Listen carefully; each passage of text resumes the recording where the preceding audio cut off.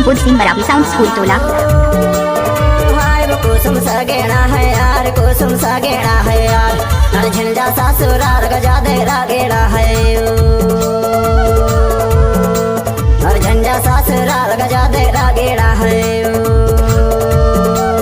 झंझा ससुराल जा दे गेड़ा है यार, अरे झंझा ससुराल जा दे गेड़ा है वो,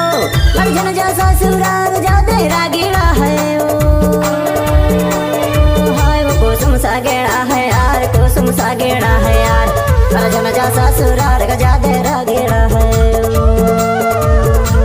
अरे झंझा ससुराल गजा दे गेड़ा है।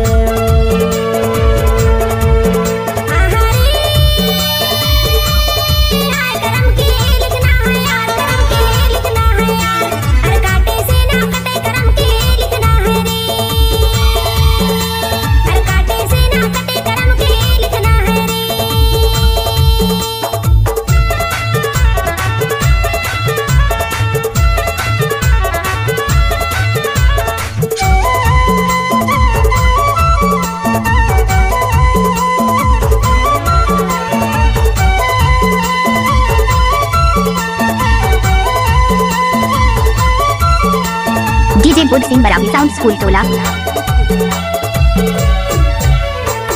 नए कुढ़ाली वो पुराने पासा, नए कुढ़ाली वो पुराने पासा, कभी आबे अवैया लगे है आशा, झंझा ससुराल जा दे गेड़ा है,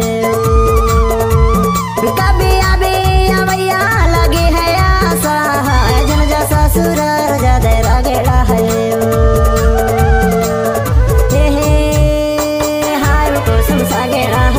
कुसुम सा गेड़ा है यार, अरे झंझा ससुराल गजा दे गेड़ा है, अरे झंझा ससुराल गजा दे गेड़ा है।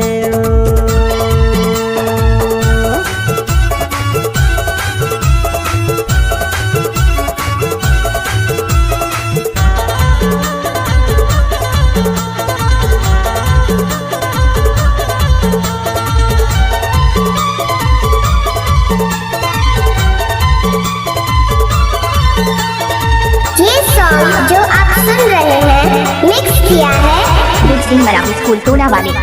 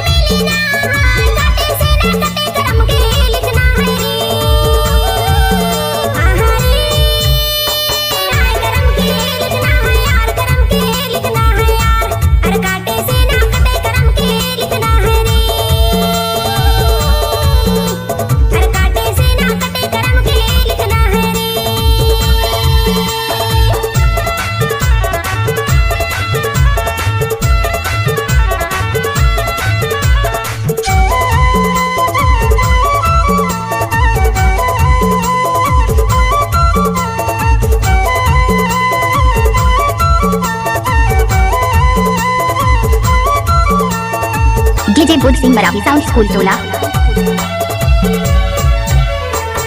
चांदी की मुंदेरी चांदारे लागी जा, चांदी की मुंदेरी चांदारे लागी जाए, कुआं पानी झाने जाबे नजारे लगी जाए, हाय झंझा ससुराल जा दे गेड़ा है, कुआं पानी झाने जाबे नजारे लगी जाए, हाय झंझा ससुराल जा दे गेड़ा है,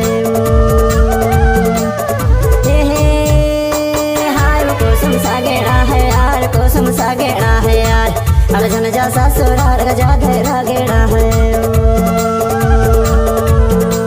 अरे झंझा ससुराल गजा दे गेड़ा है, अरे काटे से ना कटे करम के लिखना है रे, अरे झंझा ससुराल गजा दे गेड़ा है, अरे काटे से ना कटे करम के लिखना है रे, अरे झंझा ससुराल गजा दे गेड़ा है।